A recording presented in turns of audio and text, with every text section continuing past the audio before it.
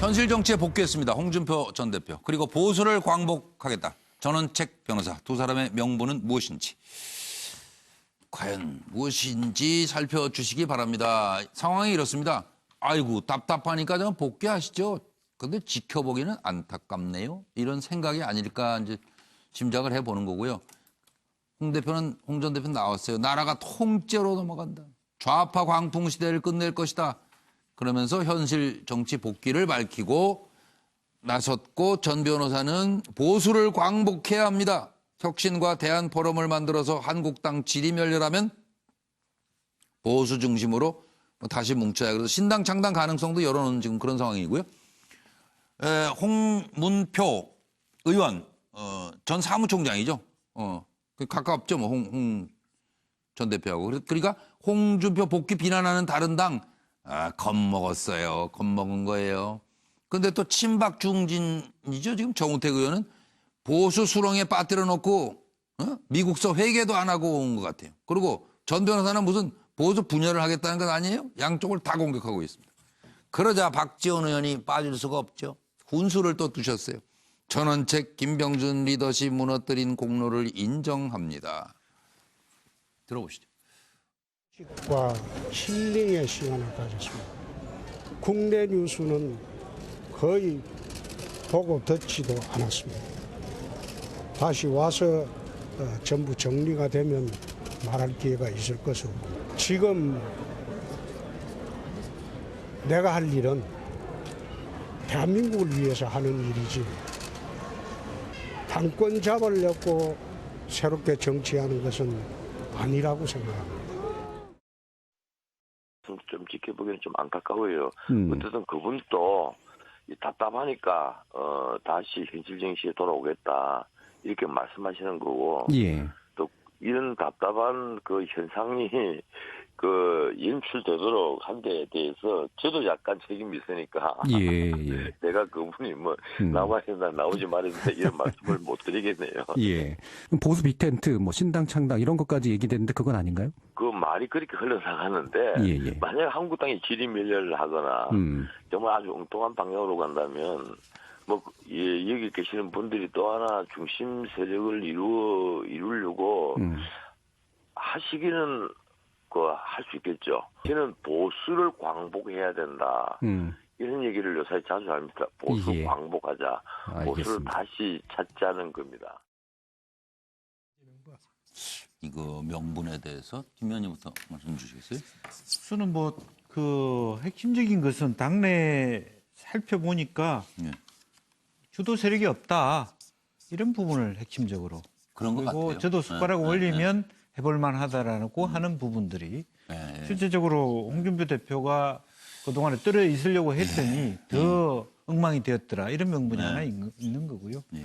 또 하나는 전원책 변호사도 결국에는 원내대표 선거, 12월 선거, 2월 말하자면 당내 선거 지나고 나면 자기가 다시 복귀할 수도 있겠다. 이런 셈법이 있는 거죠. 그때 되면 사실은 김병준은 아래고 내가 위일 수도 있다.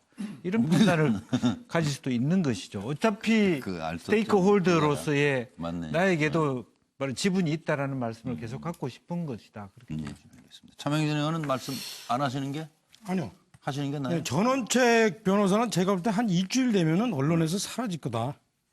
네, 이분이 사실은 뭐냐면 그동안 평론을 통해서 상당한 정치력이 있을 걸로 보였는데 사실 들어와서 보니까 그게 아닌 걸로 이제 판명이 됐어요. 이분이 사실은 조강특위를 통해서 본인의 어떤 그 정치적 소신, 실력을 보일 수 있었거든요. 그 소중한 기회를 평론특위로 착각해가지고, 그죠? 평론특위로 착각해가지고 자신의 이 기회를 스스로 박탈한 거 아니에요. 그러니까 이게 정치력이 없는 거예요. 그래서 이분은 앞으로 제가 볼 땐 국민들이 별로 신뢰 안 할 거고. 그다음에 홍준표 대표와 관련해서는 이런 생각이 들어요. 이제 그림 보면 이 맹장이 선군이 아니다. 시저가 그랬어요. 시저가 갈리아 지방의 어떤 오랑캐들을 다 퇴치하고 로마에 이제 입성을 해서 왔노라 보았노라 이겼노라 해가지고 로마의 소위 말하면 황제가 되잖아요. 그런데 이 내부 통치를 못 해가지고 자기 신복한테 그죠? 뒤에서 이 암살당하잖아요. 이게 굉장히 곧 선구는 아니에요. 근데 이제 선구는 홍준표 대표는 저는 이렇게 생각해요. 홍준표 대표를 많은 사람들이 무슨 뭐 그에서 막말한다 뭐 이런 얘기하지만 저는 적어도 제가 볼 때는 현 정부 여당에 대해서 가장 정확하게 공격을 했다. 짚을 건 짚었네. 예, 문제는 뭐였냐? 네. 이분이 내부 정치가 제가 볼 때는 당 내부 서툴렀어요. 정치. 예, 예. 예. 뭐 지난번 지방선거 때 공천한 것들이라든가 아니면은 이제 그 이 소위 말하면 뭐죠 이거 그 감사해가지고 막 3분의 1을 잘라낸다든가 이건 거의 그러니까 이분은 막 앞에만 적 있는 게 아니라 뒤에도 사방이 적이에요 사방이 적. 그래서 아마 저는 홍준표 대표가 이 내부 통치 네, 이런 네. 거에 대해서 조금 가다듬으면 야, 그것도 참 뭐 수신자가나 비슷한 거네. 예, 이게 그림 보세요. 앞으로 돌격 앞으로 했는데 그냥 뒤에서 뒤에서 아이고, 그냥 냄새가 나게 하시니 이게 병사들이 따르겠습니까? 그 옆에 누구 차 의원 모습은 안 보이네요. 저는 안 따라가요? 예, 저기 왜냐하면 저게 1병, 2병인데 그래도 재선급이면 그렇죠. 연관급 정도는 돼요. 그래요?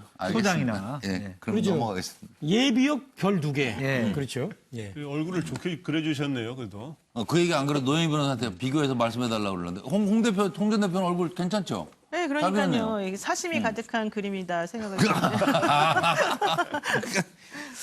아, 이거 우리 당 내부잖아요. 그러니까 네. 어쨌든 뭐 저는 충분히 이해하고요. 네. 제가 그냥 말 나온 김에 한마디 하면 홍준표 전 대표가 얼마나 그동안 근질근질했겠습니까? 돌아온 명분을 찾기 위해서. 근데 이제 김병준 비대위원장하고 전원책 그 위원이 그렇게 하는 것을 이때다. 내가 이거 꼭 잡아야 되겠다라 생각하고 지금 기회를 보시다가 오신 것 같은데요. 네, 네, 네. 저는 차라리 홍준표 전 대표가 지금 이 상황에서 나서는 것도 예. 그렇게까지 또 문제는 아니라고 봐요. 네. 오히려 더 잘됐다고 보고 차라리 다시 한번 이제 새롭게 지금 자극을 주는 그런 시스템이 아닐까 싶거든요. 정의당이신가? 정의당이 환영 노평 냈다는데. 그렇습니다. 아니 저는 그건 아닌데 그냥 개인적인 생각입니다. 예, 알겠습니다. 이거 짧게 김광석 부장도. 홍준표 전 대표가 다시 시작한다라고 어저께 이야기했어요. 페이스북에서. 그리고 이제 전원책 변호사가 보수 광복을 하겠다 이렇게 했는데 영어로 말하면 이제 영화 제목에도 있는 것처럼 비긴 어게인입니다. 저게 비긴 어게인인데 그게 요인은 두 가지 찾는데 보통 안과 밖에서 찾거든요. 첫 번 본인은 홍준표 대표는 일단 공식으로 내건 명분은 내 나라가 뭐 어쩌고저쩌고 뭐 문제가 있다는 식으로 하면서 이제 그걸 다시 시작하겠다 했는데 문재인 정부의 이런 성적표가 하락세로 들어가는 거 이거를 이제 명분으로 삼은 거하고 또 하나는 김병준 체제가 잘 됐으면 이런 소리가 나오겠습니까? 이 김병준 체제의 어떤 한계 이런 틈새 속에서 이런 비긴 어게인의 이런 발판을 그렇죠. 마련하려고 그런다. 예. 근데 무슨 군대 가서 무슨 일을 했었어요? 김광석 부장은 지금 오늘 보니까 역시 글 쓰는 게 예. 그렇죠? 행정병과요? 뭐 글을 아주 뭐 아니 굉장히 그게 꼬박꼬박. 매우 중립적인 언론사에 꼬박꼬박. 있었기 때문에 또박또박했죠. 예. 차트병? 아니, 글씨가. 내가 착각했는데. 정치적으로 편향되지 않은 언론을 걸어왔기 때문에 아니, 기울이지 계속 않고. 정말. 예. 아니, 시간은 없는데 제가 괜히 쓸데없는 소리. 아니, 매직이 좀 링크가 안 나와서 또박또박 쓴 거예요, 제대로. 예, 알겠습니다. 문제는 잉크였다. 교수님. 별일아니. 김종옥 교수님은? 예. 일단 뭐 저는 뭐 돌아오시고 말고는 본인이 판단할 문제인데 그렇죠. 돌아오실 때 말씀하시는 게 네. 이 저 차 의원님 계셔가지고 제가 또 자유한국당 얘기를 하면 또 뭐라 그러실까 봐 말하기가 좀 그렇긴 한데 그럼 내가 이거 딱 한마디 먼저 올리는 아니 왜냐하면 저는 돌아오시면 좋은데 뭐 또 오시자마자 과격하게 이념 전쟁을 선포하듯이 뭐 나라를 통째로 그러니까요. 그다음에 또 또 뭐. 경제가 상황이 안 좋다는 건 알겠지만 뭐 경제를 통째로 이렇게 말씀하시고 와서 경제는 이게 모든 어려웠다, 협박인 거죠. 도와줬다 하는 거죠. 내가 들어오면 이걸 해결할 수 있다는 듯. 그리고 또 저는 이유는 모르겠는데 이것도 과대방송이신 것 같은데 국민 절반 이상이 자기가 돌아오는 거에 대해서 찬성한다는 말씀을 하시고 그러니까 어떤 근거로 돌아오시는지에 대해서 저는 잘 알 수가 없거든요. 오히려 그냥 보수가 지금 제대로 갈 길을 못 가고 엉망이니 내가 제대로 된 보수를 세워서 오겠다라고 말씀하시면 저는 오케이인데 그렇게 안 하시는 게 그러니까 저 유해여 전 최고위원 별로 좋아하지 않은 분이지만 보수파 분열 조장의 진정한 엑스맨이라는 얘기까지 나오지 않습니까? 그러니까 내부에서 보수를 혁신하려고 왔는데 안에 내부에서 이렇게 엑스맨이라고 얘기를 하는 거예요. 그러니까 저는